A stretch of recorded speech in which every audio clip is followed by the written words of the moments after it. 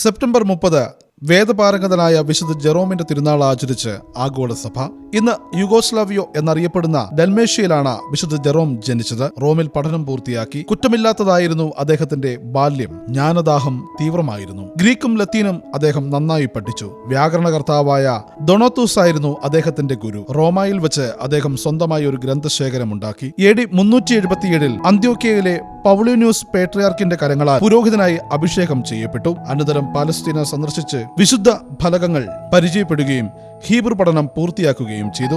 AD 380 കോൺസ്റ്റാന്റിനോപ്പിളിൽ വെച്ച് വിശുദ്ധ Gregory നസിയാൻസിന്റെ കീഴിൽ വിശുദ്ധ ഗ്രന്ഥം പഠിക്കാനിടയായി. ഒരു വർഷം അങ്ങനെ ചെലവഴിച്ചു. AD 391 ഡമാസുസ് പാപ്പ ജെറോമിനെ റോമിലേക്ക് വിളിപ്പിച്ചു. തന്റെ എഴുത്തുകുത്തുകൾ നടത്താൻ അദ്ദേഹത്തെ നിയമിച്ചു. റോമായിൽ വെച്ച് വിശുദ്ധ ഗ്രന്ഥത്തിന്റെ പരിഭാഷ ഹീബ്രു മൂലം നോക്കി തിരുത്താൻ ഡമാസസ് പാപ്പ ജെറോമിനെ ഏൽപ്പിച്ചു. ജെറോം ഉടനെ ബെത്ലഹേമിലേക്ക് പോയി. തന്റെ ഏകാന്ത വാസസ്ഥലത്തു നിന്ന് 30 വർഷത്തേക്ക് വിശുദ്ധ ഗ്രന്ഥ വ്യാഖ്യാനങ്ങൾ മുതലായ വിശിഷ്ട ഗ്രന്ഥങ്ങൾ ക്രിസ്തീയ ലോകത്തിന് സമ്മാനിച്ചുകൊണ്ടിരുന്നു. പ്രഭാഷകൻ, ബറൂഖ്, മക്കബായ എന്നീ ഗ്രന്ഥങ്ങളൊഴികെ മറ്റ് പഴയ നിയമ ഗ്രന്ഥങ്ങൾ ഹീബ്രുവിൽ നിന്നും അരമായിൽ നിന്നും പുതുതായി പരിഭാഷപ്പെടുത്തി. പുതിയ നിയമം വായിച്ചു, പരിഭാഷ പരിഷ്കരിച്ചു. 18 കൊല്ലം കൊണ്ടാണ് ഇത്രയും കാര്യങ്ങൾ അദ്ദേഹം ചെയ്തത്. ഇങ്ങനെയാണ് വളരെ പ്രചാരത്തിലായ ലത്തീൻ പരിഭാഷ അഥവാ വുൾഗാത്ത വിശുദ്ധ ഗ്രന്ഥ മൂലം ഉണ്ടായത്. ജെറോമിന് അജ്ഞാതമായിട്ടുള്ളത് എന്താണെന്ന് ഒരു മനുഷ്യനും അറിഞ്ഞുകൂടാ എന്നാണ് വിശുദ്ധ അഗസ്റ്റിൻ പറയുന്നത്. ജെറോം ആത്മാർത്ഥത നിറഞ്ഞ ധീരതയുള്ള ഒരു മനുഷ്യനായിരുന്നു. നിർഭയനായ ഒരു വിമർശകനായിരുന്നു. ബെത്ലഹേമിൽ കർത്താവ് ജനിച്ച ഗുഹയിലാണ് ജെറോം താമസിച്ചിരുന്നതെന്നാണ്